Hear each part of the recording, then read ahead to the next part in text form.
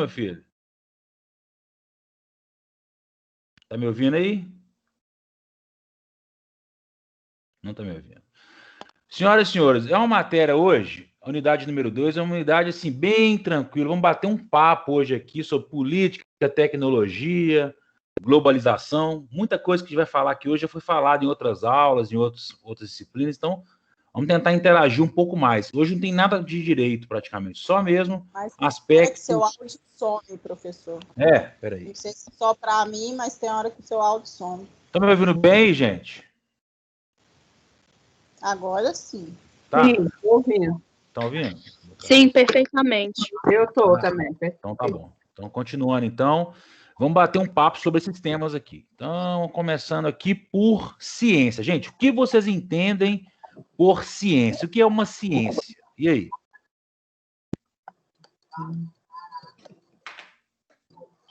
Ninguém? Não.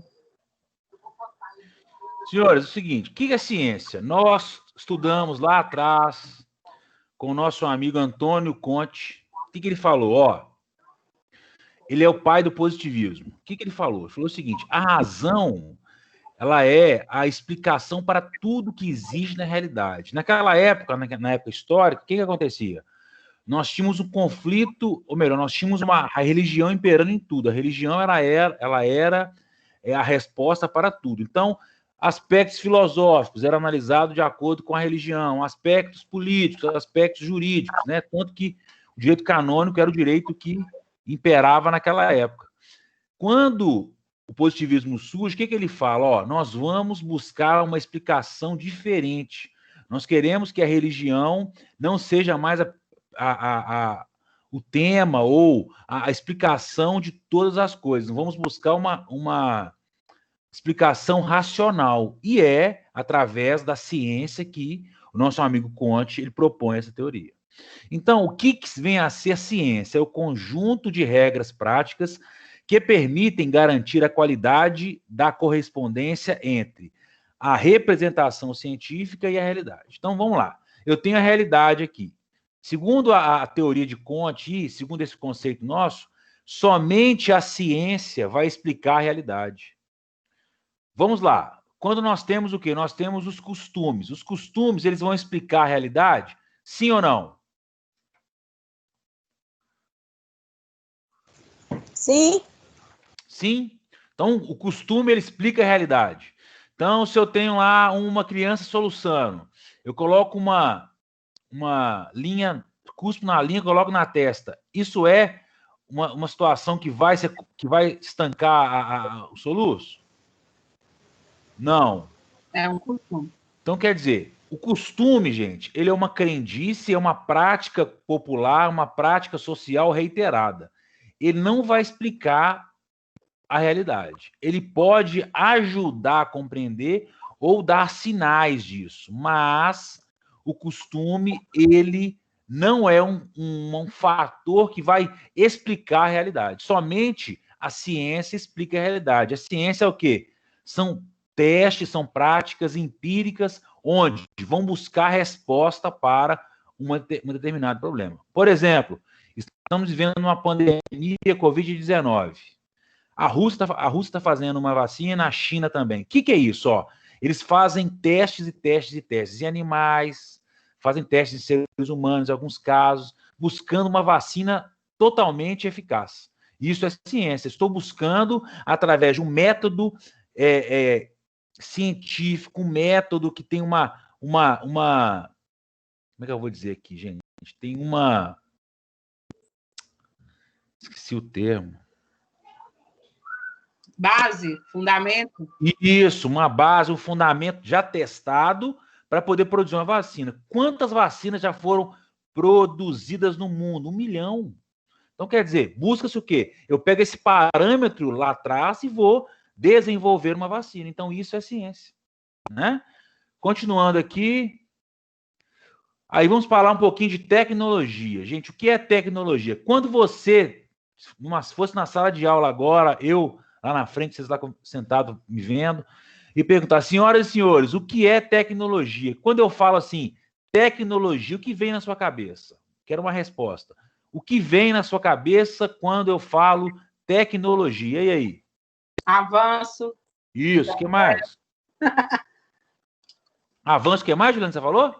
Falei internet. Internet, o que mais?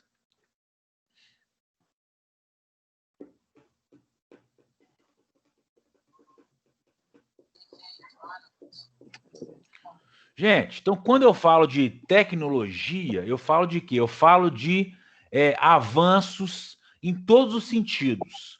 São avanços que propiciaram e proporcionaram à sociedade melhorar o seu padrão de vida. Vamos pensar o seguinte, década de 80 não tinha celular, tinha telefone discado. Então, a minha avó, que Deus o tenha em bom lugar, ela tinha um telefone, ela tinha 2 telefones, e ela alugava o telefone dela para o vizinho. Naquela época, olha para você ver, telefone era investimento. Imagina, você tinha uma linha de telefone que você comprava e você alugava. Ela recebia um aluguel de uma linha de telefone. Acredite se quiser. Isso era um investimento, gente. Minha avó tinha um telefone que ela alugava para os outros. Um número de telefone, uma linha. Década de 90, começaram a surgir os celulares deste tamanho, né? Para comprar celular tinha que entrar numa fila para comprar celular. Depois começaram a vir os celulares menores, década de 2000. Hoje, nós andamos com 2, 3 celulares. Os celulares são touchscreen. Você toca na tela e você faz o que você quiser. Tem tablet, tem notebook, tem caramba. Então, quer dizer, a tecnologia, ela tem 2 viés.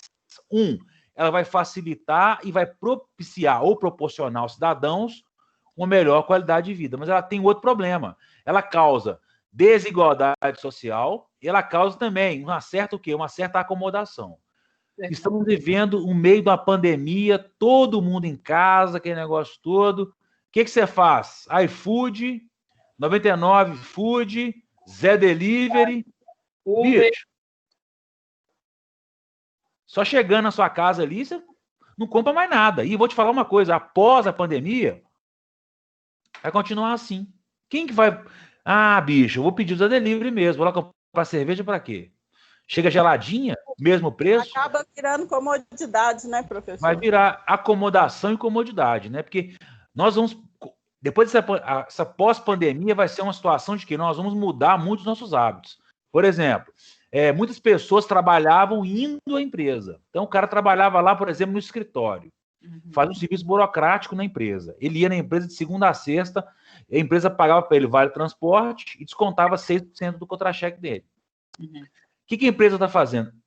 A empresa colocou esse cara de home office e percebeu o seguinte, esse cara vai trabalhar em casa, esse cara trabalhando em casa, ele é mais efetivo. Mais produtivo, Gente, se você estiver na sua casa com uma demanda de serviço, se você não fizer tudo, fudeu. Como é que você vai explicar para o seu chefe? Você está na sua empresa, trabalhando. De repente, você está lá fazendo serviço, ele está te vendo trabalhar, terminou o dia, você não conseguiu fazer. Ele te viu trabalhando, agora você está em casa, fazendo um serviço. Se você não fizer, não fez porque estava vendo televisão, vendo Champions League, vendo novela, bucegando. Então, quer dizer, a sociedade ela vai mudar a sua forma de ver e com bases tecnológicas. Por quê? Você com um notebook, um computador, um celular, uma internet mediana na sua casa, você consegue trabalhar. O seu chefe, o seu patrão, o dono da sua empresa, percebeu que você dentro de casa rende mais, você tem menos risco e ainda, você é um custo menor. Não paga passagem. Paga passagem. Pô, imagina, se você tem, por exemplo, 100 funcionários, a empresa paga de passagem por mês R$200, são R$20 mil por mês. A economia que ela vai ter é gigante. Então, quer dizer, isso é o quê? É proporcionado pela tecnologia. Vamos pensar o seguinte, se essa pandemia fosse na década de 70, o que ia acontecer? Todo mundo ia ficar em casa sem fazer porra nenhuma. O cara ia ficar em casa sem trabalhar. Como é que ele ia trabalhar? Não tinha nem computador? Ou se tivesse computador, aqueles computadores gigantes? Então, quer dizer, gente, a tecnologia, você pode analisar a tecnologia de várias formas. Ó. Ela é benéfica para o cidadão, porque ela traz para a gente comodidade, traz informação. Hoje você vê tudo em tempo real. Estava lá no escritório de manhã, vi lá que o governador do Rio de Janeiro foi afastado por 6 meses por corrupção, por suspeita de corrupção. Quer dizer, em tempo real, o ministro da STJ despachou no processo e um minutinho depois já estava nas redes, já estava em todo lugar.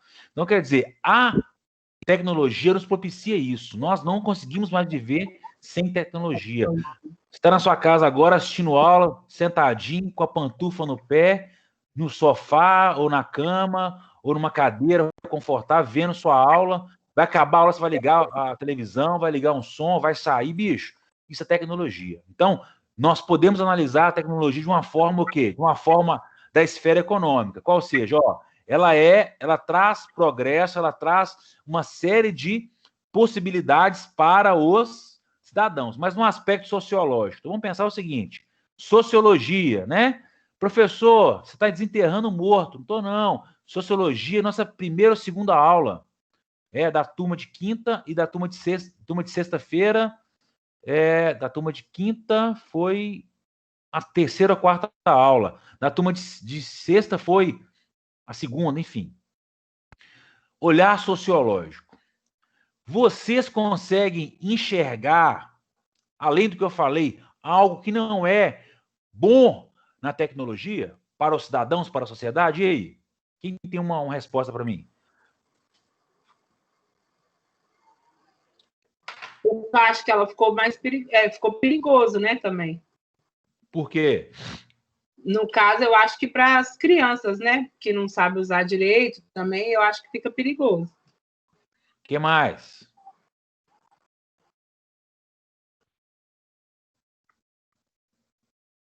Gente, olha para vocês verem. Oi? Nós estamos propício a mais crimes também, né? Também. Crimes cibernéticos, crimes de divulgação de imagem, falsificação. Propagação de notícias falsas. Isso, fake news. Que podem denegrir a imagem de várias pessoas. Quer dizer, gente, olha para você ver. Se falar assim, o professor Felipe, ele roubou de um cliente. Jogar na rede social agora. Minha carreira tá acabada. Até eu explicar que é mentira, já era. Não tem cliente, mas não tem cliente nenhum. Liga para querer me matar, eu vou ter que mudar lá pro Acre. Vender caranguejo lá na estrada. Tô fudido. Entendeu? Então, quer dizer, igual o antes falou, a tecnologia ela tem esse viés de quê? De ser instantâneo. Tudo é instantâneo. Eu estava conversando com um cara do Uber esses dias aí, e eu falei o seguinte, a minha filha tem 5 anos, e ela, o que ela faz hoje? Ela pega o celular e ela vai assistir Lucas Neto, vai assistir o que ela quiser. Ela está condicionada ao quê? A ter tudo muito fácil. Então ela pega um telefone, ela já sabe que o mundo está na mão dela. Será que ela vai pesquisar, fazer trabalho de escola, pesquisando igual eu fazia? Ir na biblioteca pública, biblioteca da escola, na faculdade também fazer trabalho, pesquisando na biblioteca. Hoje eu tenho um monte de livro aqui em casa, estão vendo aqui atrás. Eu gosto de comprar, gosto de ler. Será que ela vai ser assim também? Será que a geração que nasceu em 2010 para frente, 2015, vai ter essa preocupação, esse zelo pelo conhecimento ali, digamos, não tão instantâneo? Eu acho que não. Não tem jeito, né, gente? Então, quer dizer, qual que é o ponto, às vezes, negativo da tecnologia no aspecto sociológico? Tá tudo muito fácil. Vai trazer o quê? Vai trazer uma certa preguiça, talvez até intelectual. Professor, você está sendo muito retrógrado, você está sendo muito antigo. Pode ser, gente, porque talvez também, como ela vai ser uma menina já, uma pessoa, um adulto, condicionado a essa geração, vai haver o quê? Mecanismos que vão fazer com que ela amplie a visão dela. Então, ela vai ler no e-book, talvez, né? Vai comprar lá o livro de direito penal, se ela fizer direito, o e-book de direito penal, ela vai ler lá no e-book de uma forma que eu não consigo ler, já sou um cara mais velho, leio no papel. Então, quer dizer, são hipóteses. Mas hoje, o que eu enxergo nisso? A tecnologia, no aspecto sociológico, ela traz um pouco de acomodação, um pouco de preguiça nas pessoas. Tudo é instantâneo. Você não achou a resposta no Google? Ou melhor, você quer saber alguma coisa, vai no Google, para você ou para muitas pessoas, aquela resposta é uma resposta absoluta. Estava conversando com um amigo meu hoje sobre isso. Ó, o cara vai lá no meu escritório me contratar e chega lá no escritório com 2 folhas já escritas, ou mentalmente, já sei tudo que você tem que fazer, doutor. Tem que fazer isso, isso, isso e isso. Aí, onde você viu isso? Eu vi no Google. Tudo que o Google tem, qualquer pessoa pode colocar. Não é verdade absoluta. Então, acaba criando o quê? Acaba criando uma ignorância tecnológica. Olha que coisa interessante aqui. Ignorância tecnológica. Você acaba sendo o quê? Fisgado pela tecnologia, fisgado por aquela informação de forma absoluta. Aquilo ali é o exato. Não. Então, quer dizer, nós temos que ter uma visão crítica também das coisas. Isso é o que nós temos que ter a cada dia, uma visão crítica sobre o quê? Conhecimento, gente, não é instantâneo. Ele é adquirido ao longo do tempo. Ok? Então, vamos lá. Outro conceito, um conceito, digamos aí, generalista de tecnologia é o seguinte.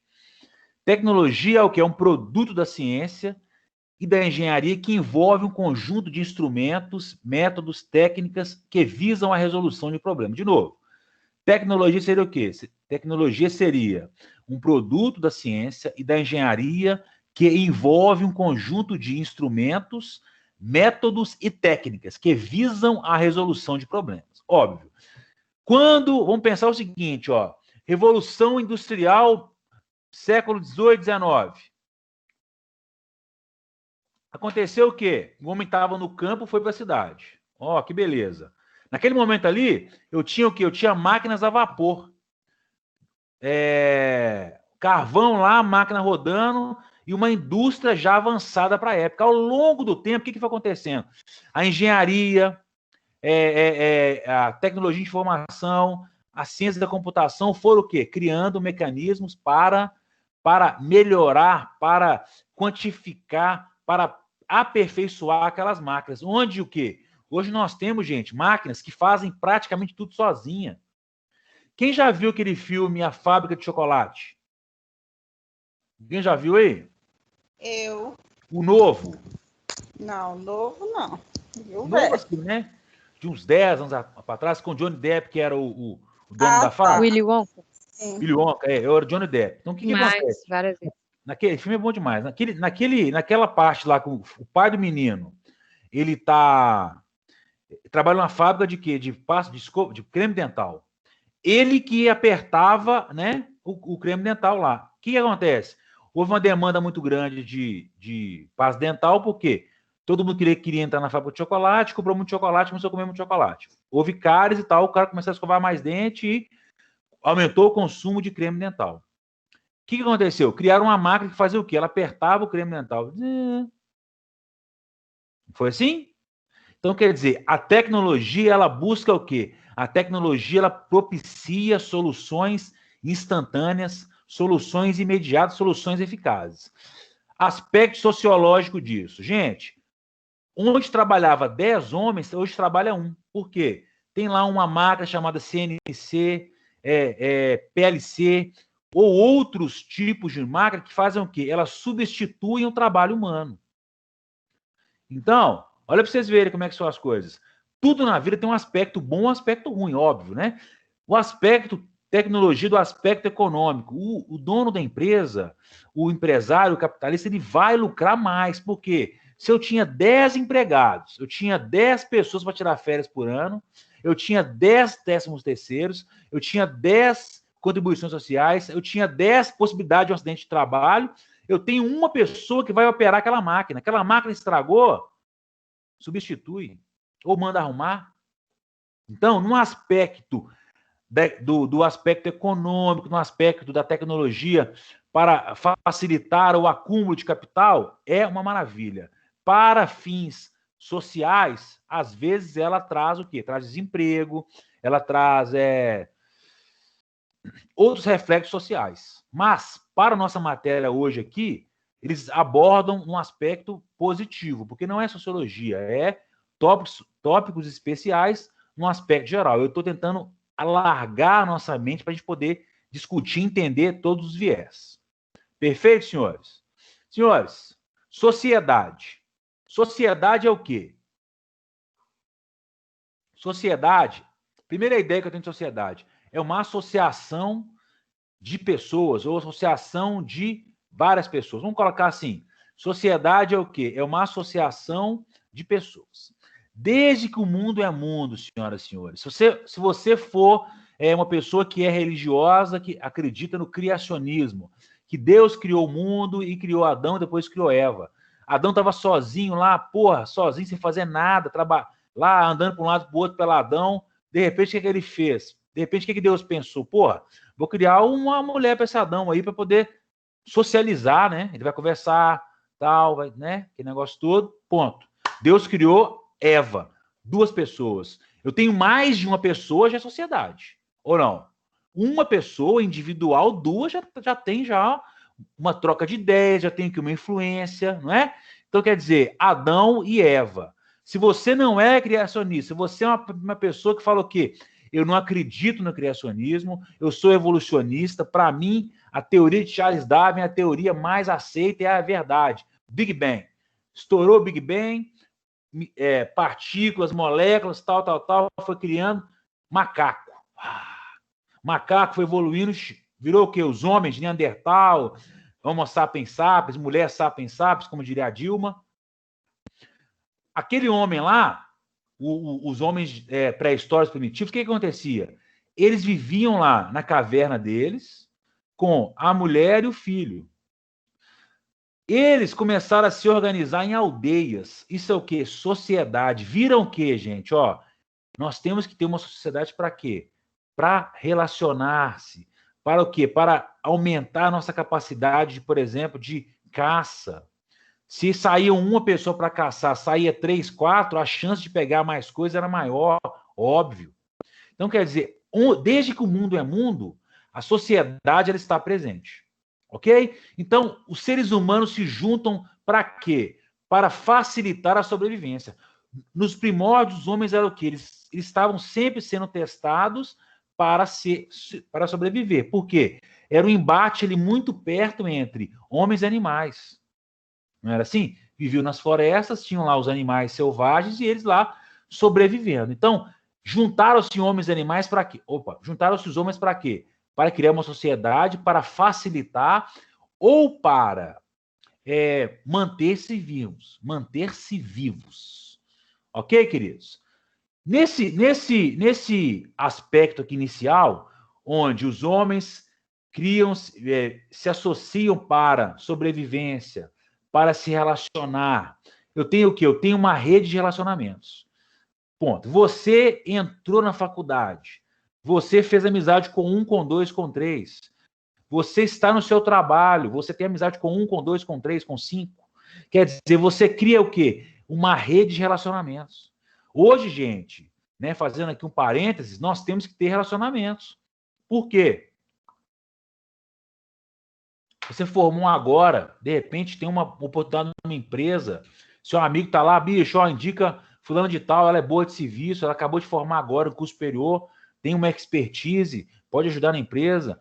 Outra pessoa está lá, o cara, tem um concurso aqui, vamos fazer, tem um cursinho, tem um material. Então, nós somos seres que precisamos o quê? Estar em constante contato, e o network, que é o quê? É o contato profissional, é de grande valia. Então, já comecem a ter esse tipo de contato, que é importante, ok?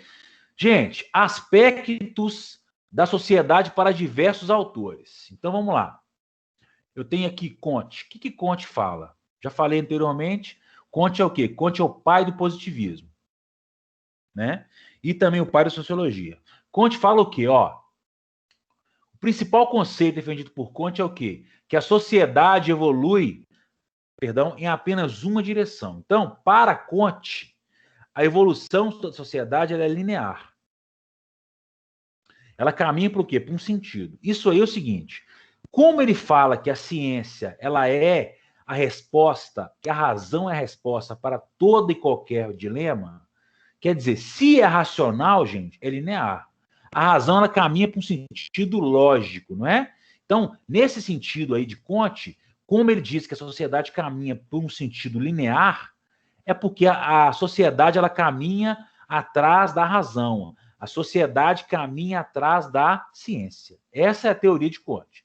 O outro pensador que diz também sobre sociedade é o nosso amigo Oswald Spengler. O que ele fala? Ele fala o seguinte: a sociedade ela evolui em ciclos que se encerram em grandes períodos. Professor, de novo, para o nosso amigo Oswald Spengler, ele diz o seguinte: a sociedade evolui em ciclos que se encerram em grandes períodos. Então, quer dizer, por exemplo, período bíblico, período babilônico, período egípcio, Império Romano. Vem o quê?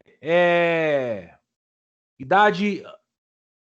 Império Romano, idade pós-Cristo ali, idade média, idade moderna, modernidade, pós-modernidade. Cada era, cada período inicia um ciclo e termina. Faz sentido. Você pensar o seguinte, ó, o ano 476 a.C., o que aconteceu? O Império Romano ruiu.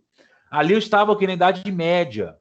Até ali o século XV imperou a Idade Média. A partir do século XV aconteceu o quê? A Revolução Científica, a Revolução Cultural, depois, Revolução Francesa. Há uma quebra de paradigma em cada período. Vocês estão entendendo o que eu estou dizendo, gente? Então, vamos lá. Idade Média. Eu tive lá do século V a.C. até o século XV depois de Cristo. Foram praticamente 20 séculos onde a igreja dominou todo o cenário. Quando eu tenho o início da Idade Moderna, a modernidade, Idade Moderna, o que acontece? Há uma quebra de paradigma. Ó, a igreja deve se ater apenas aos aspectos religiosos. Ela não pode mais interferir o quê? Na política, na economia, no dia a dia do cidadão. Por exemplo, se o Brasil fosse um país que tivesse uma religião que fosse, por exemplo, católica ou evangélica, aquela criancinha que foi estuprada seria apedrejada, porque os idiotas imbecis que defendem o aborto a todo custo não conseguem perceber que houve um crime absurdo, bárbaro, contra uma criança de 6 a 10 anos de idade, onde foi violentada diariamente por 3, 4 adultos, ia ter um filho fruto de estupro. Porque a religião, gente, ela é fé. A religião, ela segue um dogma. O Estado não pode seguir esse dogma. O Estado é laico. O Estado tem que seguir o quê? Parâmetros legais. Não parâmetros religiosos. Quando eu tenho um Estado que é atrelado com a religião, não vai funcionar, porque os paradigmas são diferentes. Do século V ao século XV, muitos pensadores falam o seguinte: foi a época das trevas. Por quê? A sociologia ficou adormecida, a filosofia muito mais. Tivemos ali uma evolução gigantesca na filosofia, com Sócrates, Platão, Aristóteles. Quem foram os filósofos e os grandes pensadores do século XV ali para trás? Os clérigos. São Tomás de Aquino e Santo Agostinho, que sempre falavam o quê? Pegavam a filosofia para poder justificar as teorias da teologia. Entenderam? Então, quer dizer, nesse inteirinho aqui, eu não posso compreender que... Eu posso compreender que em cada período encerra-se um ciclo. Segundo Oswald Spengler, cada período ele começa e termina um ciclo social. Entenderam isso aqui? Eu viajei demais. Sim ou não? Sim. Tem que falar Sim. sim ou não, gente? Não. Entendeu não, Caio? Sim. Recapitula aí para mim, por favor. Vamos lá, então.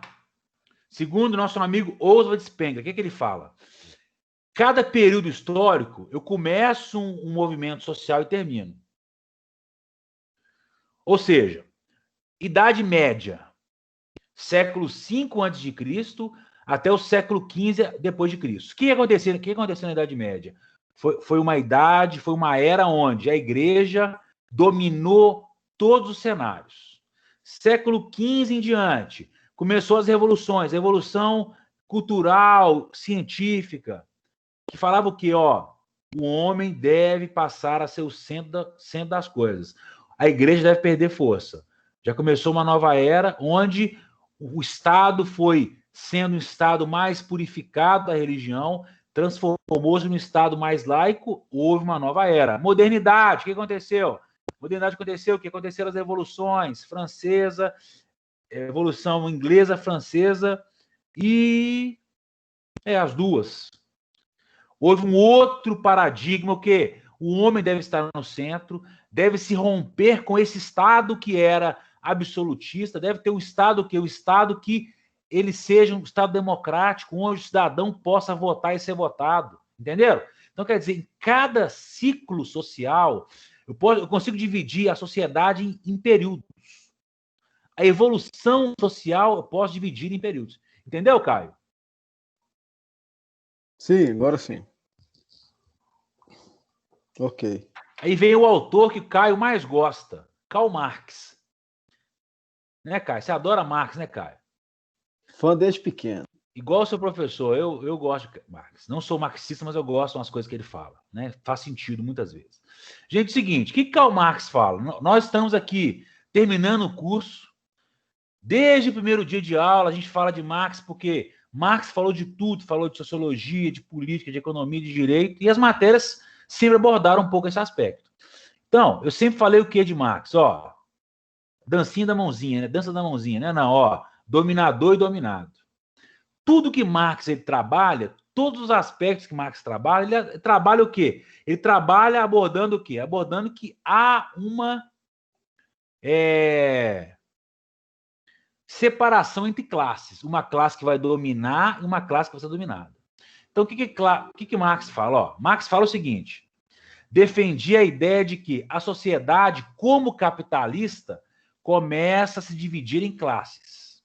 Onde eu tenho o quê? Eu tenho o capitalista, o dono do capital e o proletariado, o pobre, o dominado. Então, ele fala o seguinte, ó, a sociedade ela é capitalista.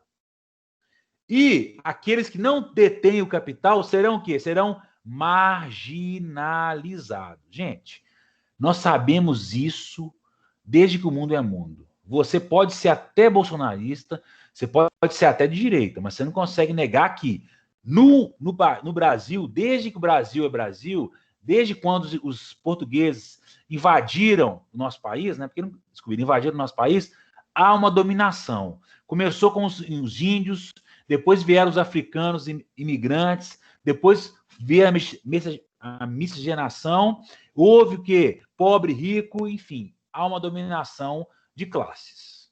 O rico, o capitalista, o burguês domina o pobre, gente. Isso aí é desde que o mundo é mundo. Você não precisa de ser, professor, você é tão radical às vezes. Sou um pouco, mas isso, gente, é a realidade. O exemplo aí, ó, vamos pensar o seguinte, aquela mulher que matou, que colocou aquela criancinha lá no elevador como se fosse uma coisa. Se fosse um filhinho da amiguinha dela, ia acontecer isso. Se fosse um filhinho de alguém que estivesse lá na casa dela, que fosse médico, fosse engenheiro, fosse rico, ela ia fazer isso, não ia fazer. Por quê? Ela vê que o pobre é uma sub-pessoa, uma sub-raça. Muitas pessoas, muitos ricos tratam os pobres assim. Ó, entenderam? Então, quer dizer, Marx ele fala o seguinte, ó, a mentalidade da sociedade, a sociedade, lato sensu, de forma ampla, ela é o quê? Ela é capitalista. E nós somos capitalistas, por natureza. Você trabalha para quê? Para comprar bens, para comprar o iPhone 10, o iPhone 11, para trocar de carro, para trocar de moto. Eu também sou assim. Não sou comunista caviar. Professor, então você é comunistazinho, mas bebe vinho, compra carro, não sei o quê. Não, eu não sou socialista. Eu falo com você o seguinte, às vezes nós temos que analisar as situações de um viés crítico, não só do viés da situação e nem só com o viés da oposição. Também estava conversando com um Uber também, esses dias para trás aí, falei o seguinte, ó, vivemos num mundo hoje polarizado, num Brasil polarizado, né? Onde, se você fala mal do Bolsonaro, você é esquerda. Se você fala bem, você é de direita. Você não pode ter uma visão crítica. Então, nós temos, gente, eu falo com vocês isso, porque vocês estão formando agora, vocês são alunos já praticamente de ensino superior, terminando a faculdade, vocês precisam ter uma visão crítica.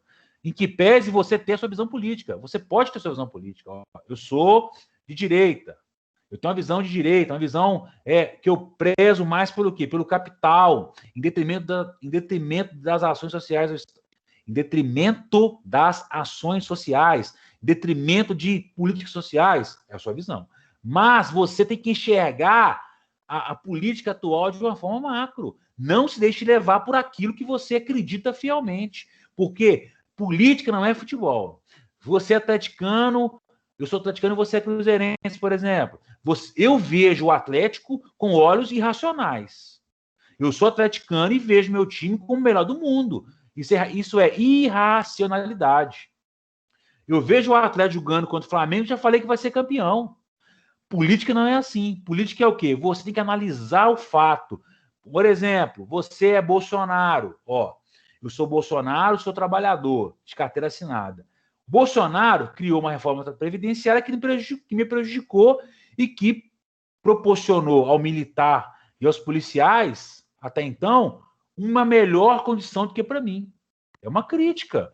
Não quer dizer que você é anti-Bolsonaro, ou melhor, aí você fala o seguinte, não, no aspecto econômico está melhorando.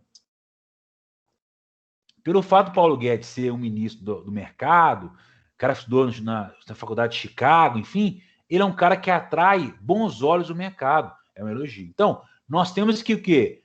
Ser críticos. Não andarmos com a massa. Não sermos, como diria Marx, alienados. Nós temos que ter uma visão crítica. Então, você, né, eu te aconselho, recomendo, né, tem essa visão também, não podemos ser radicais. Vamos tentar ampliar os nossos horizontes. Outra situação aqui, nosso amigo Russell, o que ele fala? Ele fala o seguinte, ó, que ele analisa, ele tinha uma grande preocupação com a essência dos objetos e não com o materialismo. Eu não entendi muito bem isso. O que é um sujeito materialista? É aquela pessoa que ama e vive em prol dos bens, né? Vamos pensar o seguinte, você é materialista, você compra e não empresta nada para ninguém. Você não é capaz de emprestar R$1 para a pessoa. Isso é materialismo. Não é assim? Agora, quando você vê o quê? Você enxerga a essência dos objetos. O que seria isso? Talvez você vai analisar o quê? Você vai analisar que o objeto é necessário, mas não é imprescindível. De novo, que o objeto ele é necessário, mas não é imprescindível. Pode ser um viés. Né? Outro pensador, Foucault. O que Foucault fala?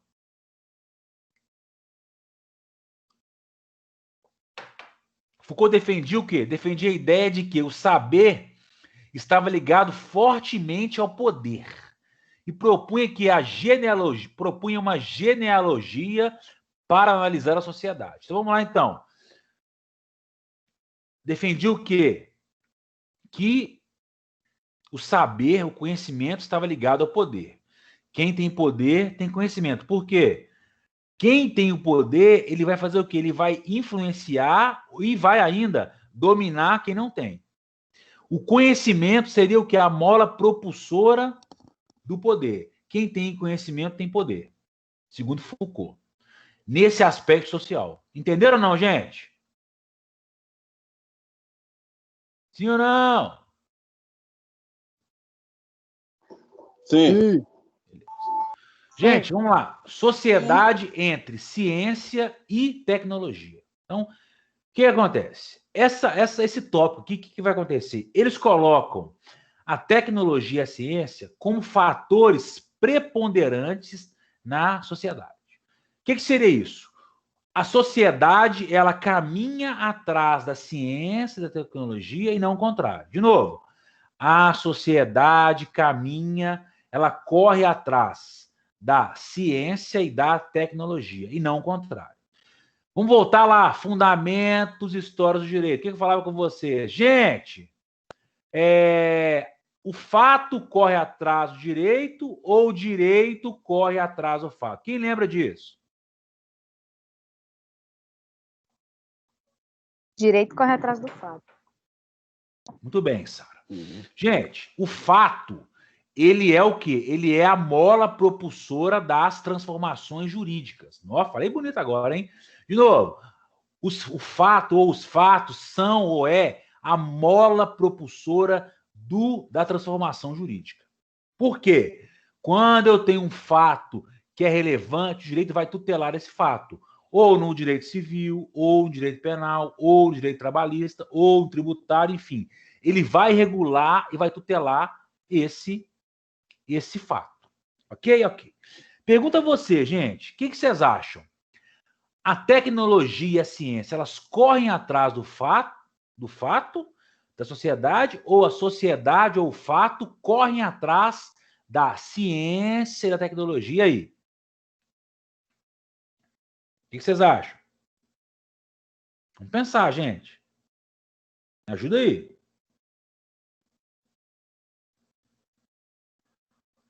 Repete, por favor. Ó, a sociedade, ela corre atrás da tecnologia e ciência, ou o contrário? Eu acho que a sociedade corre atrás da tecnologia e ciência. Acho que a tecnologia corre atrás da sociedade. Então vamos lá, então. Caio e a Adriana falaram o seguinte, ó. A sociedade corre atrás da tecnologia. Então nós temos 2-2 aqui. Tá igual o STF aqui, ó. O ministro Luan e a ministra Sara falaram que a sociedade corre atrás da tecnologia e da ciência, e ministra Adriana e ministro Caio falaram que a tecnologia corre atrás da sociedade. Beleza. É aquele velho ditado. Quem vê primeiro, Foi ao contrário, mas tá bom. Foi o contrário. Foi o contrário? Foi ao contrário disso, mas tá bom. Vamos lá, então. A Sara falou o quê?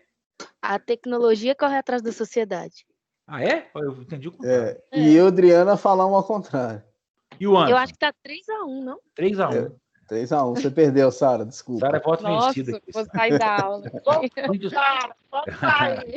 Nossa, tchau, gente. Até semana que vem.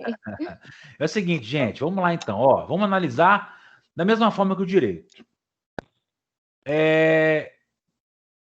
Modelo feudal. O que nós tínhamos lá? Nós tínhamos o quê? O homem no campo. Não era assim? O homem fazia o trabalho do campo, o trabalho dele era um trabalho artesanal. Como diria Marx, o trabalho é a essência do homem. Aquilo que estava na alma dele, ele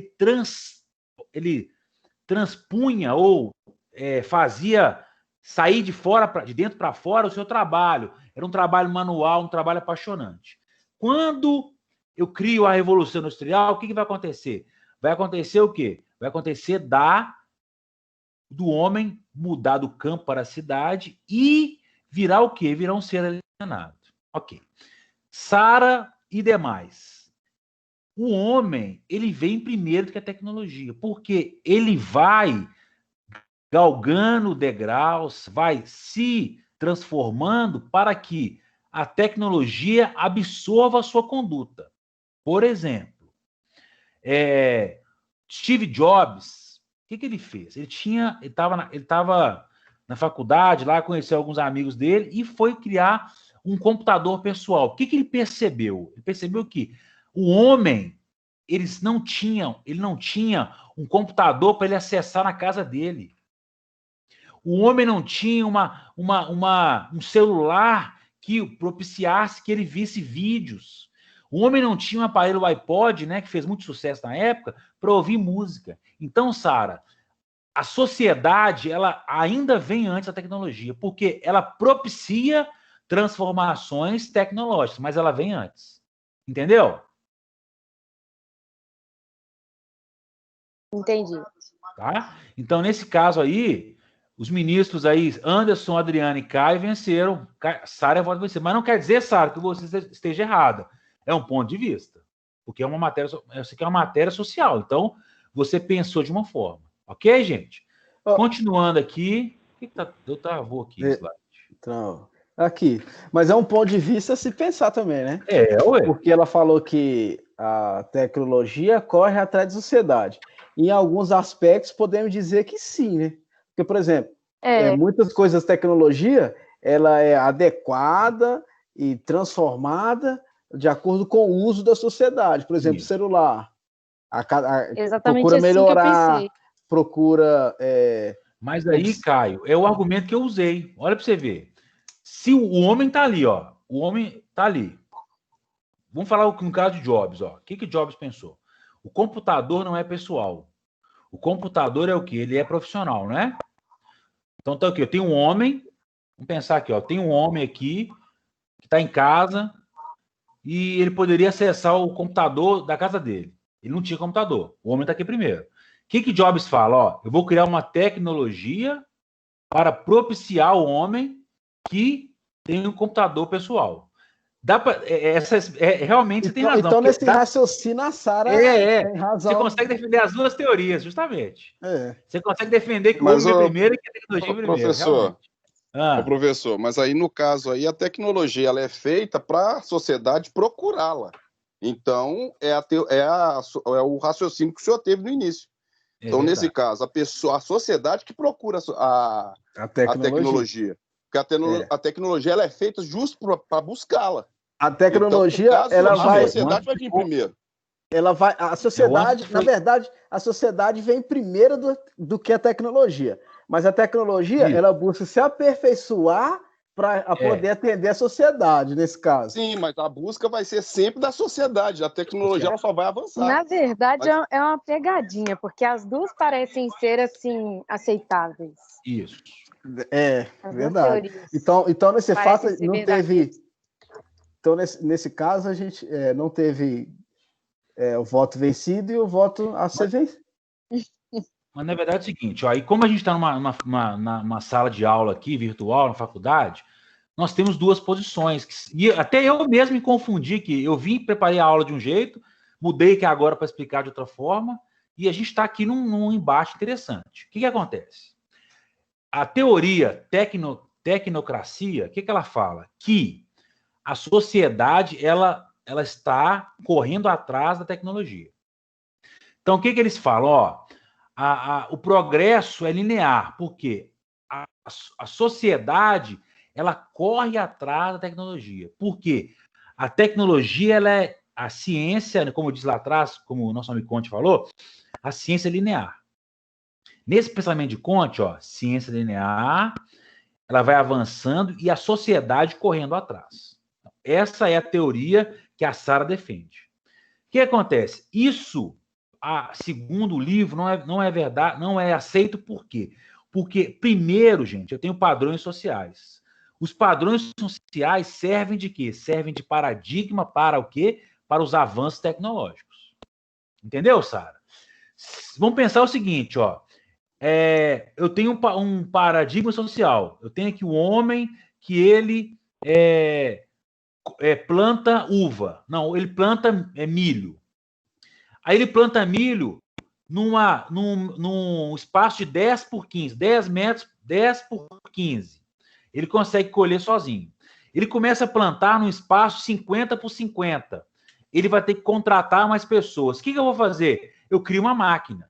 Nesse exemplo aqui, o que você percebe? O homem vem primeiro e a tecnologia, o que ela faz? Igual o antes falou, ela vai aperfeiçoar. Ela vai o quê? Ela vai, através do padrão social aqui, ela vai criar um avanço. E agora? Deu na mesma, para mim. Deu na mesma? Porque deu para entender o raciocínio. Mas aí, esse raciocínio que você deu na mesma que a gente tinha discutido antes. Por quê?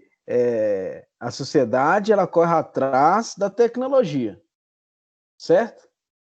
Porque, por exemplo, eu planto... Cara, você está confundindo, só para você entender aqui. Então, tem duas situações.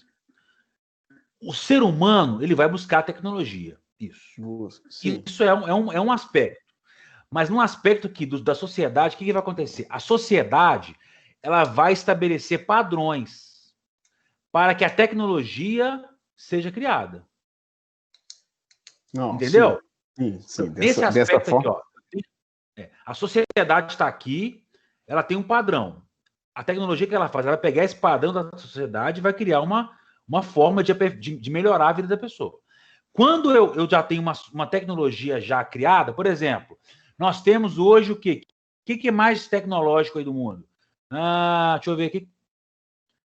O relógio que conecta com o celular, que conecta com o notebook, que conecta com tudo, não é? Você busca tecnologia, não busca? Sim. Ela já está o quê? Ela está estabelecida porque alguém percebeu que um padrão social poderia estabelecer uma nova tecnologia. Porque se o homem hoje usa o telefone, mas às vezes ele quer ver no relógio, porra, tá aqui no meu relógio aqui, tem que fazer uma ligação. Pum, já ligo. Entendeu? Então, quer dizer, através do padrão social aqui, do paradigma social, a tecnologia avança. Avança, exatamente. Entendeu? Sim. Desse raciocínio ficou mais esclarecido. Ficou mais claro. A gente viajamos aqui, mas é bom assim, né? Gente, vamos lá então. O que eu vou falar com vocês aqui? Continuando. Pro tópico 2. Gente, tópico 2 falou de quê? Tecnologias da informação e comunicação. O que a gente sabe? A gente sabe o quê? Que as tecnologias vêm efetuando mudanças sociais drásticas, né? Igual eu falei com vocês, ó. A minha avó tinha um telefone que ela alugava. Eu achava isso, porra, demais. O vizinho da minha avó tinha um telefone lá, que ela pegava a linha, conectava lá, o cara alugava o telefone. Porque era um investimento. Hoje, gente, você consegue ter aí, ó, telefone por 50 conto, no mínimo, sei lá. Né? Então, quer dizer, a tecnologia, ela conseguiu proporcionar para a gente, uma gama de coisas infindáveis. Você tem acesso a tudo em tempo real. Você pode fazer um curso nos Estados Unidos, na África, você pode fazer um curso em São Paulo, no Rio, você pode ligar para um amigo seu de vídeo, que está na França, você pode namorar com um holandês, com uma holandesa, você pode fazer o que você quiser através da tecnologia. Isso é o quê? Um avanço gigantesco. Né? Então, quer dizer, ao longo dos anos, da Revolução Industrial para cá, houve um avanço gigantesco.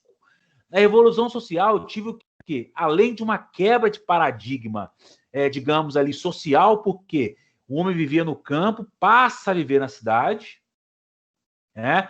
Ele vivia no modo rural, no modo ali in natura, né? Acordava de manhã, ordenhava a vaca, leite ali na mão, trabalho manual, artesanal, aquela coisa toda, ele passa o quê? A trabalhar na indústria. Houve uma quebra de paradigma muito mais social do que tecnológico. Ou melhor, nos dois aspectos, não tem um maior nem um menor.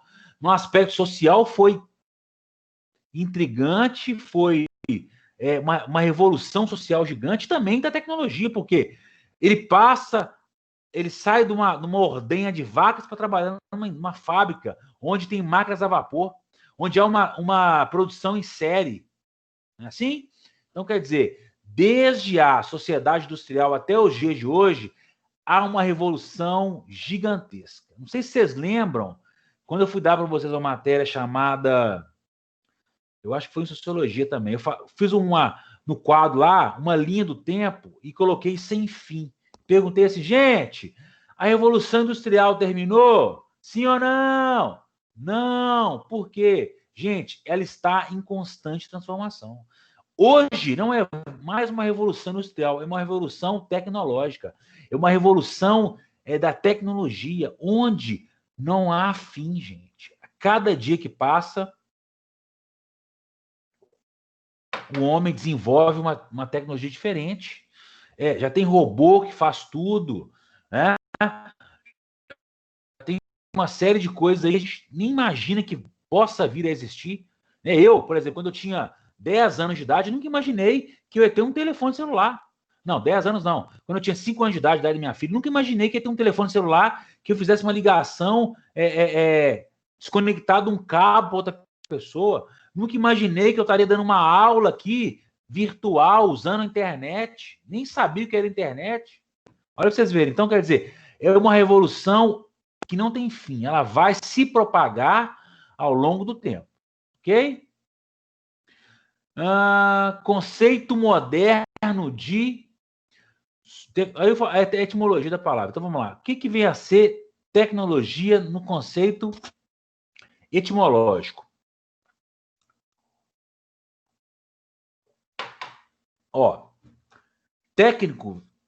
tecnologia vem de uma palavra grega chamada tekten. O que tekten significa? Técnica, arte, ofício. Logia, estudo. Então, o que vem a ser, etimologicamente, a palavra tecnologia seria o quê? Seria o estudo da técnica, da arte, do ofício. Então, tecnologia, o que ela faz? Ela estuda a arte, o ofício, a técnica, para o quê? Para proporcionar ou propiciar um avanço. Tá bom? Quando eu perguntei lá atrás, gente, o que vem na sua mente quando eu falo de tecnologia? A Juliana falou, professor, avanço tecnológico. E justamente é isso. Muitas pessoas, nós, gente, hoje não conseguimos viver sem um telefone celular, sem um tablet, sem um relógio, né? Nós viramos reféns da tecnologia. Eu não consigo andar sem meus 2 telefones, sem meu notebook, né? Não consigo andar. Todo lugar que eu vou, minha mochilinha tá ali com meu notebook, com meus carregadores, com os meus cabos USB, com os meus telefones, porque minha vida tá ali, ó, né? Meu trabalho depende disso.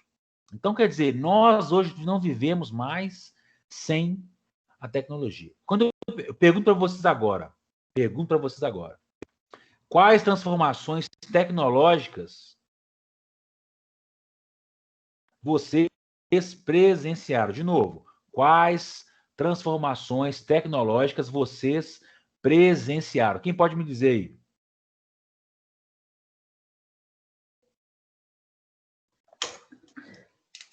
Quais transformações tecnológicas?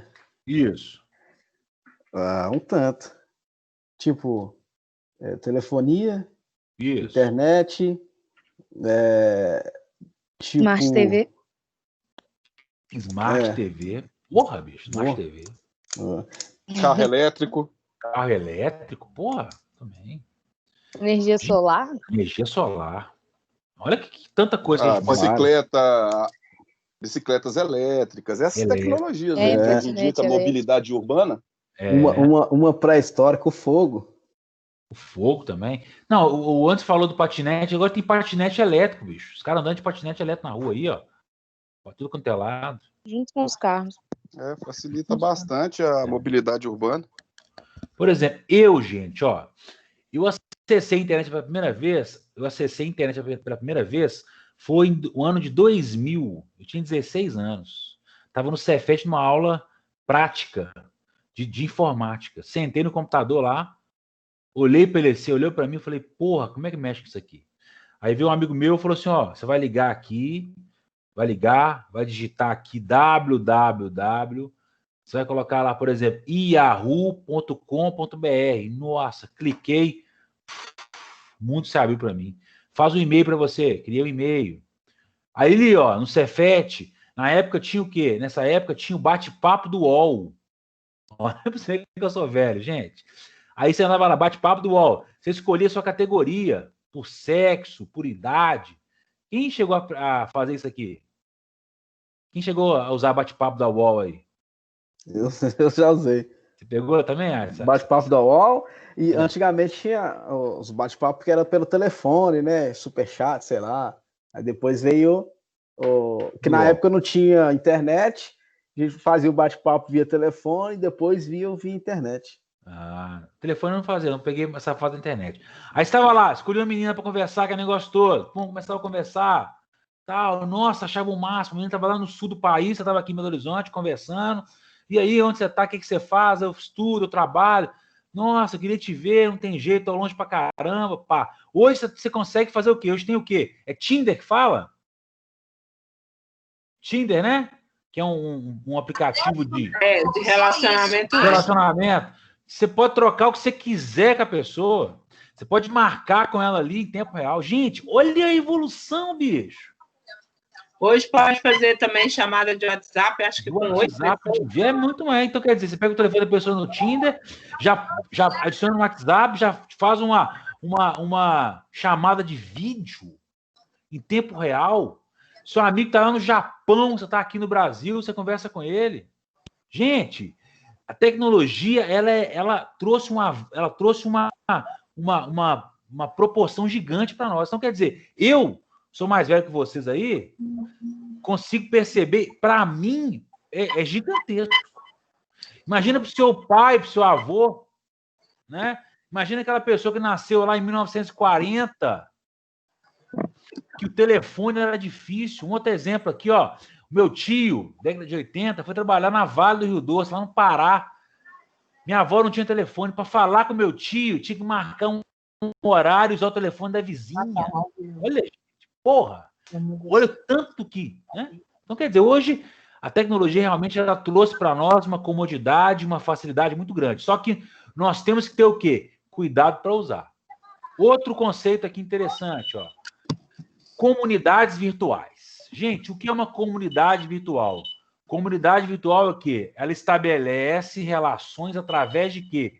De meios de comunicação. O que significa isso? De novo, comunidade virtual é o quê? Estabelece relações através de meios de comunicação à distância. São grupos de pessoas com o mesmo interesse. Exemplo, grupos, sites de compra, Mercado Livre, OLX. O que eles são? São sites que eles têm ali uma aglutinação de pessoas que têm o mesmo objetivo, ou seja, comprar bens e serviços. Mercado Livre, quero comprar um suporte para televisão. Tem pessoas vendendo e comprando. Há o quê? Há uma aglutinação, há uma rede de relacionamentos ali de pessoas buscando o mesmo fim, que é comprar e vender. Então, comunidade virtual são o quê? Estabelecem relações através de meios de comunicação à distância. Pessoas, indivíduos conectados buscando o mesmo interesse ou através do mesmo interesse. Ok? Exemplo, já falei, OLX, Mercado Livre, o Yahoo, o Google também. Ok? Já falei de exemplos. Cybercultura é o mesmo pensamento de comunidade virtual, só que a comunidade virtual ela busca o quê? Ela busca pessoas que têm o mesmo interesse comum para vender e comprar produtos e serviços. A cybercultura, o que ela faz? Ela tem um viés mais o quê? Um viés cultural, de troca de informações, troca de conhecimentos, né? Então, a cybercultura, ela visa mais o quê? A troca e o compartilhamento de informações. A comunidade virtual, ela visa o quê? Ela visa uma troca de conhecimentos, então, uma troca não é troca. Ela visa propiciar ou proporcionar às pessoas interligadas uma facilidade de comprar e vender produtos, né? Isso é a comunidade virtual. Gente, redes sociais. Ó, o Caio deu exemplo aqui, ó, do bate-papo pelo telefone, né? Quem aí é da época do rádio aí, ó, você mandava uma mensagem no rádio, ó, estou procurando uma mulher morena, de cabelos cacheados, magra, de uma faixa etária de 20 a 28 anos, que não tenha filhos. Vocês lembram disso ou não lembram disso? O famoso... O famoso Good Times. Good Times, BHFM. Que é isso? Eu tô ficando velho. Puta que pariu, bicho. Eu tô ficando velho demais, gente. Eu já vi cada coisa nesse mundo aí, que eu tô... Nossa senhora, tá difícil. E vocês novinhos aí, muitos de vocês novos aí, porra, de 20 e pouco, vocês não viram nada, gente. Good Times era assim, BHFM, ó. Puta que pariu. Eu sou novo, não. Eu quero... A mulher falava assim, ó, eu quero um homem de 40 anos de idade para frente. Ou por incrível que pareça, eu lembro. Eu lembro. Você lembra também? Por incrível que pareça, eu lembro. Minha mãe fala isso, hein? Mas não tem ninguém novinho aqui mais para não lembrar de Good Times, né? Ai, tá doido. Não é pré-primário, não é ensino médio. Eu não sou tão nova. Aí falava assim, ó, eu quero um homem de 40 anos de idade, que não tenha filho, que seja carinhoso, não sei o quê. que não fuma, que não bebe socialmente. Bicho, olha pra você ver. Como é que é? Gente, olha pra você ver a evolução da coisa. Aí o menino, numa faculdade, o que ele faz? Cria uma rede social que você coloca a sua foto, o seu perfil e adiciona as pessoas. Facebook. Eu já fui o tempo do Orkut, né? Quem teve Orkut aqui já? Ah, eu também. Saudade. Orkut, né? Eu gostava do Orkut.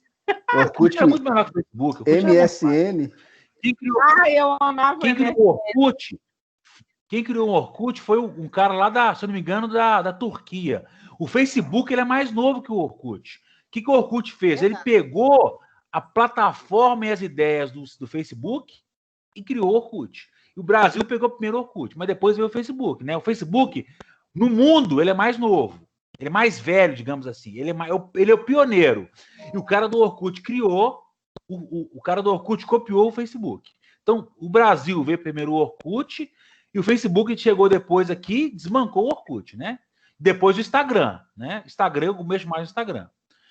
Então, quer dizer, gente, redes sociais, você tem o quê? Os seus amigos, os seus conhecidos, os seus ídolos, os seus fãs, sei lá, todo esse aparato social numa página de internet. Você posta foto, posta vídeo, posta opinião, é uma maravilha, né? Ao contrário do Good Times lá, da pré-história, né, social, você consegue fazer o que você quiser numa página social. Você consegue conhecer pessoas, o Tinder, né, que vocês falaram aí, e tem muitos mais aplicativos aí de relacionamentos.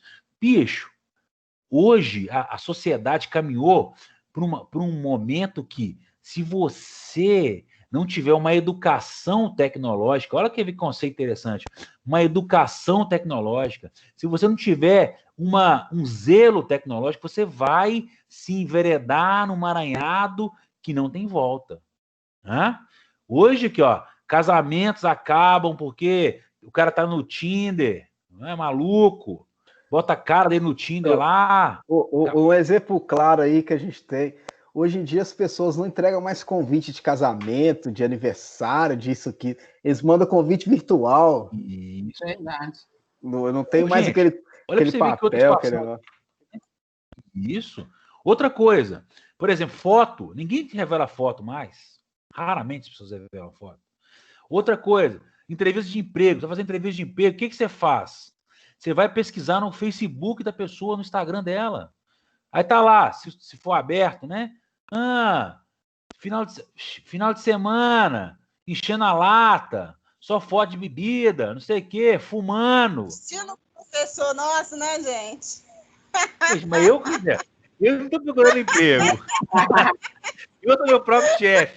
Eu tô podendo, né? Digamos assim, dando charuto, tacinha de vinho. Infelizmente, essa é a minha, como é que eu vou dizer aqui? Minha maldição, né? É o álcool. Mas, então quer dizer, olha para você ver como é que a tecnologia ela pode te ajudar, como pode te prejudicar, né? Então vamos pensar, se eu estivesse procurando emprego aqui, ó, emprego de professor, o cara vai no meu Instagram, pô, esse professor aí só tem foto de vinho, de charuto, de não sei mais o que. Esse cara aí, bicho, não sei não, hein? Será que vale a pena? Né? Pode fazer pensar. Então, a rede social, ela traz para você um mundo nas suas mãos, um mundo social, e pode também te prejudicar. Então, nós temos que ver e fazer isso com reservas, né? Outro aspecto aqui interessante, mudando aqui, vamos lá. Tópico 4. Gente, globalização. É um tema gigantesco, é um tema que a gente pode falar aqui até amanhã. Então, globalização. Onde e quando começou a globalização? O que é globalização? É quando as fronteiras dos países já não são mais barreiras. Olha que conceito, olha que bacana, hein? O que é globalização? É quando as fronteiras dos países não servem mais de barreiras. É quando um país começa a se relacionar com outro como se fosse praticamente irmãos ali, numa troca econômica, social. Por exemplo, você está na sua casa aí e de repente você está usando um tênis da Nike. Vai lá para você ver. Fabricado no Haiti, fabricado na China. Vietnã. Vietnã. Fabricado no Vietnã. Por quê? Gente, o Brasil é um país que tem uma lei trabalhista que já foi protetiva, muito mais protetiva, mas tem uma proteção ainda. Tem uma carga horária de 8 horas, 44 horas semanais. Eu tenho 13º, tenho férias. Lá no Vietnã tem o quê? Não tem nada, pô. Já trabalha de 6 da manhã às 22 horas, sem final de semana, sem porra nenhuma. Qual vai ser o custo de um tênis lá no Vietnã? Muito menor. Então, quer dizer, globalização é isso. Ó. Eu tenho a Nike, que é uma empresa americana, que fabrica tênis lá no Vietnã. E pega o tênis fabricado no Vietnã, cola o seu símbolo, a sua marca e vende no Brasil por 500 conto. Você, paga. Isso é globalização. Pergunta a vocês, queridos e queridas, irmãos e irmãs, jovens e jovens. Qual é o aspecto social disso? Eu tenho o quê? Eu tenho uma empresa americana capitalista, ela está o quê? Ela está, digamos aí, explorando um país, né? Vietnã com o quê? Visando lucro. Isso é bom ou é ruim, gente? Para o capitalismo é bom, para aquele país lá, para o Vietnã, é péssimo. Por quê? Eu tenho uma mão de obra barata, eu crio uma desigualdade social e para o próprio país não gera lucro, porque aquele produto não vai ser vendido no país, não vai gerar imposto para o país. Por exemplo, um Nike de 500 contos gera para o Brasil o quê? Gera imposto, né? Gera emprego, porque vai ser vendido nas lojas. Não é assim? Então, quer dizer, nós temos aí uma abordagem da globalização de forma bem ampla. Quando começou o marco inicial da globalização? A globalização começou quando? Começou no século XV. Quando Espanha e Portugal tiveram a ideia de fazer o quê? De desbravar os mares e conhecer, buscar novos horizontes, de descobrir, né, novas terras, né? Descobrir. Então, ali, começou a globalização. Por quê? Portugal chegou no Brasil, viu que a nossa terra era uma terra muito fértil, viu que a nossa terra era uma terra que tinha uma possibilidade mercantil muito grande, uma possibilidade de plantação muito grande. Aí se deu o quê? Se deu um semicapitalismo. Vieram para cá mudas de vários produtos, cana-de-açúcar, não sei o quê, começaram a plantar no Brasil. Para o quê? Para propiciar uma forma econômica mais favorável para Portugal. Isso é o quê? Uma prática semicapitalista. Então, isso é o quê? Globalização. Então, a globalização ela é o quê? Ela é um mecanismo que ela vai transcender as fronteiras dos países.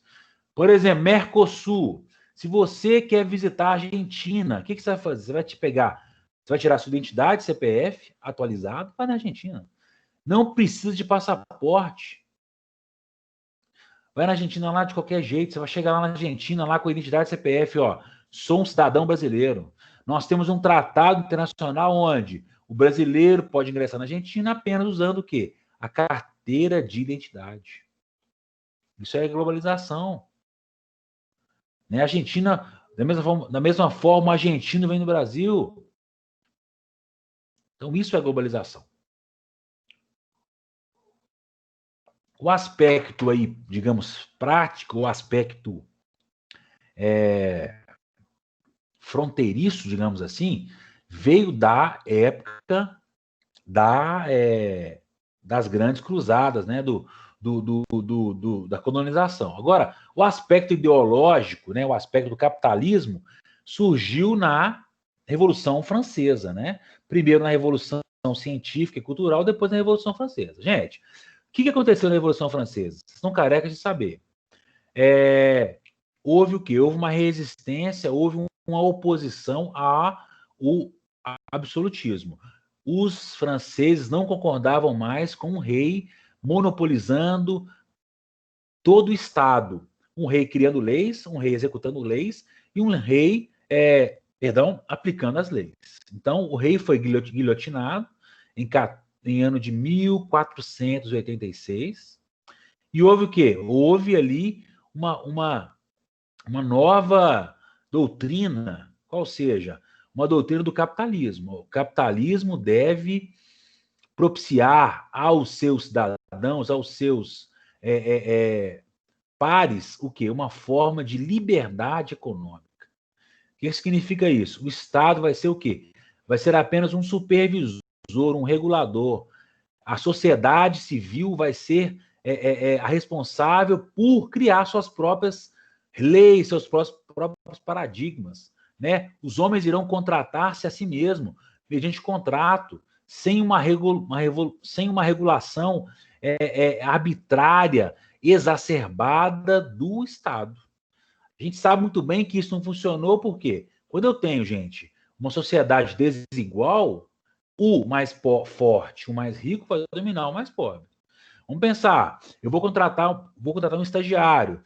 Se fosse numa era sem legislação, eu ia colocar o estagiário de 7 da manhã às 22, de 7 da manhã às 17 horas, como hora de almoço, arrancar o couro do estagiário, não é assim? Mas como eu tenho uma lei protetiva, o que vai acontecer? O estagiário de nível superior só pode estagiar durante 6 horas. O estagiário de nível médio só 4 horas. Quer dizer, a lei protege, gente. Então, quer dizer, o Estado não pode ser um Estado igual a China é. Mas também não pode ser um Estado igual o Paulo Guedes quer. Um Estado mínimo do mínimo. O Estado deve intervir na economia para garantir o quê? Garantir a ordem. Para que não haja uma desregulamentação exagerada. Para que a sociedade menos favorecida fique à mercê dos capitalistas. Porque o capitalismo ele é selvagem. Eles querem dominar tudo. Você acha que o capitalista gosta que o povo tenha Bolsa Família, auxílio emergencial? Você acha que o capitalista ele concorda com o governo gastando dinheiro com a saúde pública? Com o governo, às vezes, aí conferindo benefícios assistenciais? Não, mas o Estado tem que intervir, né? O Estado também tem que promover políticas públicas, gente. Então, quer dizer, nesse aspecto, foi comprovado que um Estado totalmente mínimo não é o ideal. Ok? Deixa eu ver aqui. Já falei de Estado moderno. Tem agora alguma dúvida, senhoras e senhores? Como é que eu posso... E aí, tranquilo? Sim. Nenhuma dúvida, não? Tranquilo. Tranquilo. Tá bom. Gente, é o seguinte. Vamos passar para o tópico 5. Relações de trabalho. Gente, quando eu falo assim, trabalho, o que vocês pensam? O que vem à sua cabeça?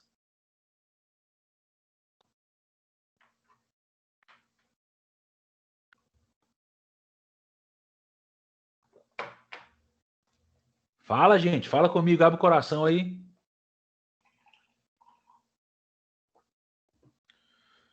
Quando eu falo de trabalho, o que vem à sua cabeça, gente? Vamos lá. Dá uma ideia aí.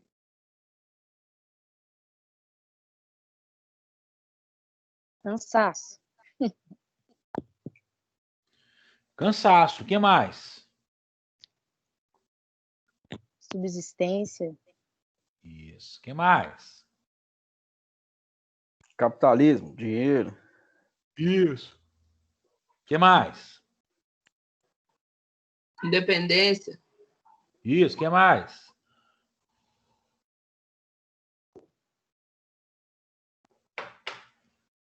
Gente, ó, vamos começar o seguinte. Vamos começar do começo, né? Como diz o outro. Bíblia, Adão, Eva, paraíso, de boa, sem fazer porra nenhuma, andando pelado lá para cima e para baixo, que negócio todo.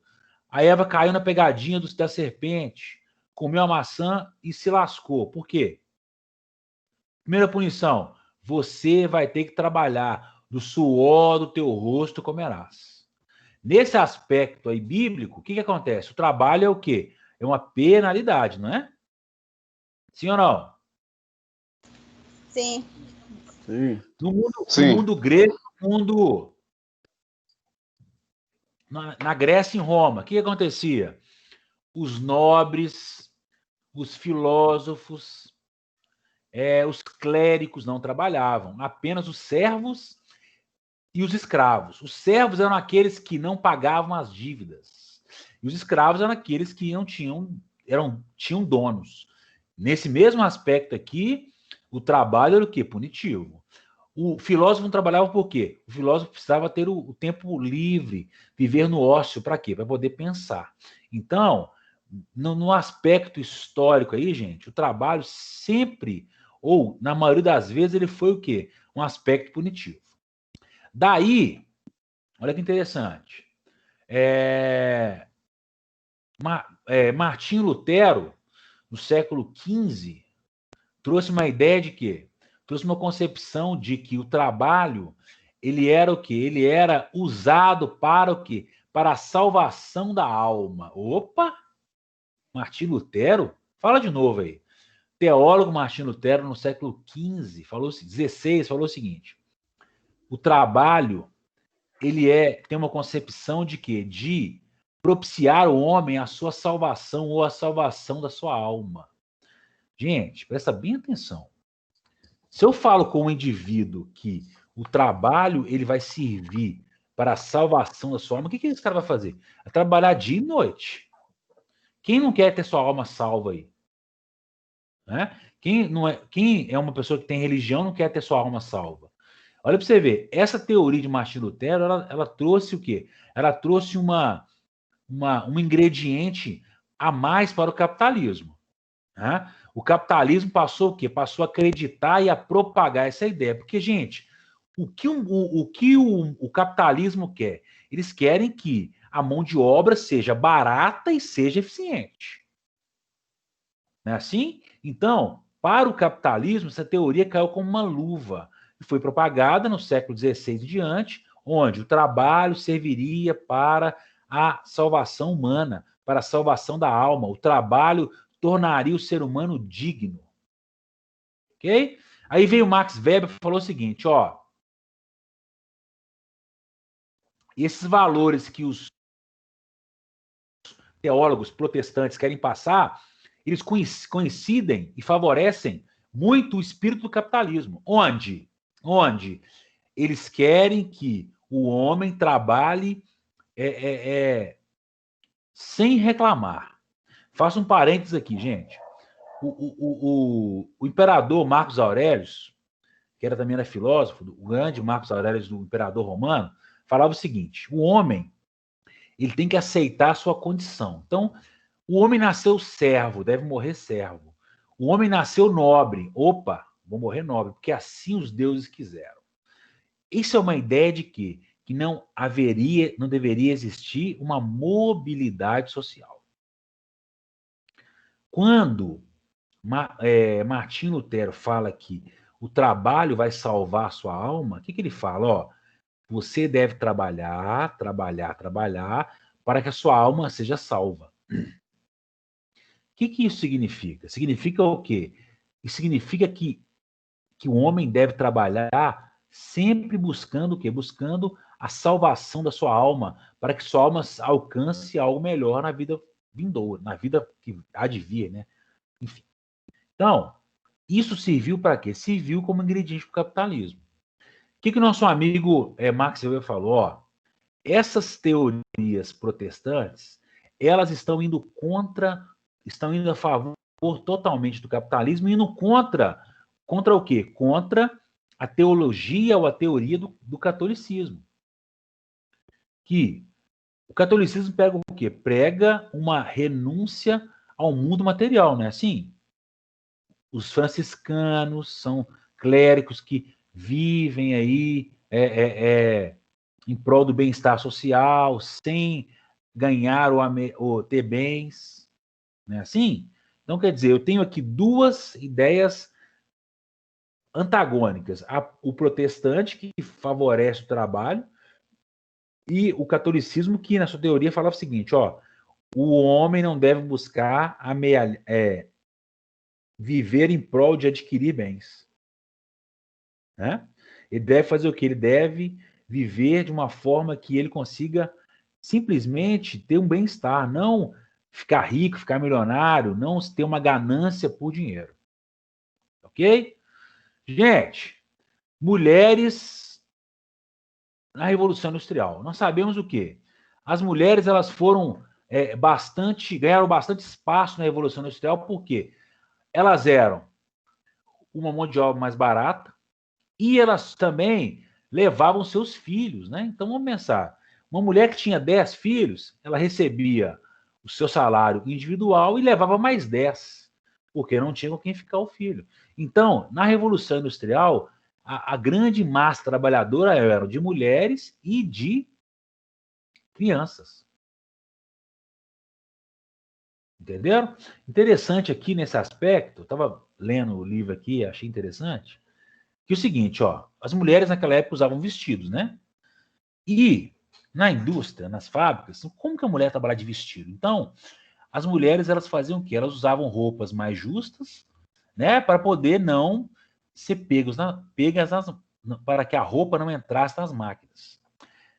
Aquela estilista francesa chamada Coco Chanel, ela começou a projetar roupas para as trabalhadoras das fábricas, bicho, com os cortes mais precisos, mais geométricos, para que as mulheres ficassem com uma roupa elegante ou confortável e conseguissem trabalhar nas indústrias. Então, é para você ver como que o empreendedorismo é do caralho, né?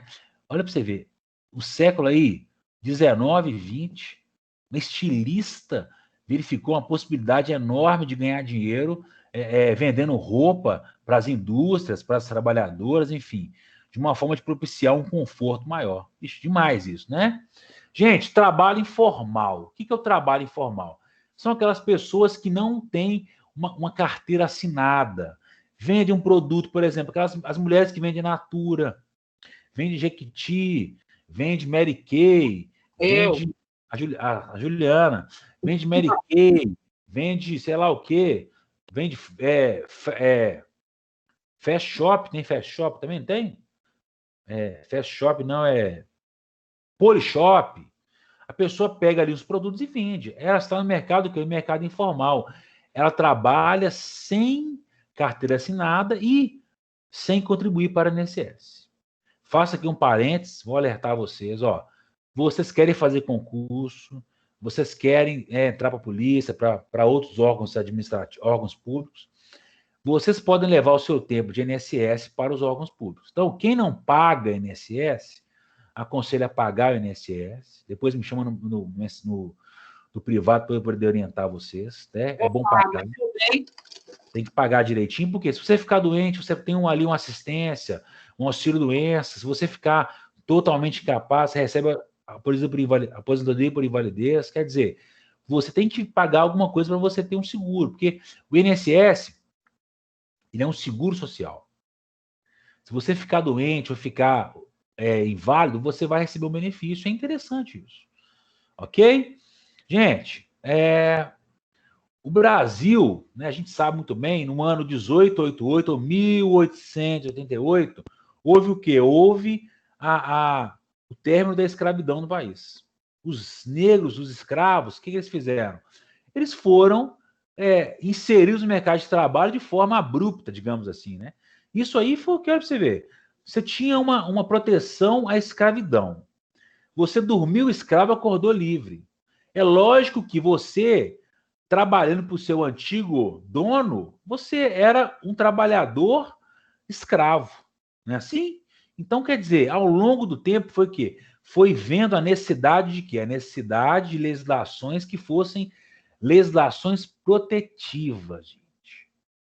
Presta bem atenção aqui. Quando eu falo legislações protetivas, eu não quero prejudicar as empresas, eu quero proteger o trabalhador. Por quê? O trabalhador, ele é a parte hipossuficiente. Professor, o que significa isso? Numa relação trabalhista, o trabalhador é a parte mais frágil. Por quê?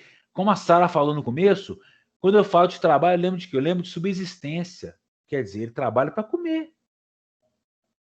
Quem trabalha por luxo, se você pudesse ficar em casa vivendo de herança, você ia trabalhar? Ia, gente? Não. Também não. Eu tenho um Forma cliente... alguma. Nunca. Eu tenho um cliente do escritório que ele vive de renda. O pai dele era rico, tinha uns imóveis numa avenida famosa aqui em Belo Horizonte, então deixou uns imóveis na ordem de 2, 3 milhões e ele vive de renda, de aluguel. O cara tem 20 e poucos anos. Trabalhar para quê? Só se ele for trouxa. Ficar de boa. Tem carrão, dinheiro cai na conta todo mês, casa boa. Vai trabalhar para quê, gente? Agora, quando você tem que trabalhar, é porque você tem que fazer o quê? Tem que pagar suas contas, tem que subsistir, prover sua própria subsistência. Nesse sentido, eu tenho uma relação desproporcional, onde o empregador, ele te vê como o quê? Como meio de produção. Você que trabalha de carteira assinada, você é para o seu trabalhador, pro seu empregador, um custo. Você é um mal necessário. Ele tem que ter você lá na empresa, mas ele vê você com maus olhos, porque você custa caro para ele. Numa relação que o trabalhador custa caro para o empresário, ele tem que ser protegido pela lei. Se a lei falar o seguinte, ó, o trabalhador, o empregado e o empregador devem acordar sobre a jornada de trabalho. O que ia acontecer com você? Você iria trabalhar de 8 da manhã às 20 horas, no mínimo. Você iria fazer meia hora de almoço. Você não ia ter 13º, não ia ter férias, você ia ter só o quê? Final de semana ele lá. Quando eu tenho uma legislação protetiva, o empregador, ele esbarra em normas cogentes, normas que o Estado criou, dizendo o seguinte, ó, opa, tem que ser 44 horas semanais. Opa, tem que fazer intervalo de almoço, se não fizer tem que pagar. Opa, se for um ambiente salubre, tem que pagar insalubridade. Opa, se for o vigilante armado, tem que receber periculosidade. Se for o vigilante armado, tem que receber periculosidade. Se é um deficiente, tem que ter um tratamento especial. Gente, a norma protetiva, ela é de grande valia para o trabalhador. Nós estamos vivendo num momento aí do país onde é um governo de direita, um governo que desprestigia o trabalhador. Onde vira e mexe, saem normas que vão flexibilizando o trabalhador. Começou com o Temer. O Temer, em 2017, fez a reforma trabalhista. Ele fudeu o trabalhador. Gente, se eu vou contar para vocês o que aconteceu com essa reforma trabalhista, bicho, tirou muito direito dos trabalhadores. Muitos. Aí veio o Bolsonaro na mesma linha, também tirou alguns direitos. Reforma previdenciária prejudicou demais o trabalhador. Eles falam que o déficit da previdência do trabalhador, mentira. Gente, tem contribuição. A contribuição previdenciária é uma das contribuições. Quando alguém ganha na Mega Sena, uma parte daquele dinheiro vai para o INSS, vai para poder pagar as aposentadorias, as pensões. Que mais? As contribuições patronais, tem uma série de contribuições que vão para esse fim também. Então, quando eles falam que há um déficit da Previdência, é mentira. Né? Qual que foi o marco inicial da proteção trabalhista no Brasil? Foi nosso grande ex-presidente Getúlio Vargas, que ele fez? Ele criou a CLT, ou melhor, antes, em 34 da Constituição, ele colocou o trabalho como direito social. E em 1953, ele promulgou a CLT, que é o quê? Consolidação das normas trabalhistas, consolidação das leis trabalhistas, que faz o quê? Ela traz uma série de normas protetivas, normas que vão vão propiciar ao trabalhador uma melhor condição de trabalho. E isso veio sendo o quê? Veio sendo mitigado, veio sendo afrouxado ao longo do tempo. E aí? Dúvidas, senhoras e senhores? Não. Não. Tranquilo? Sim.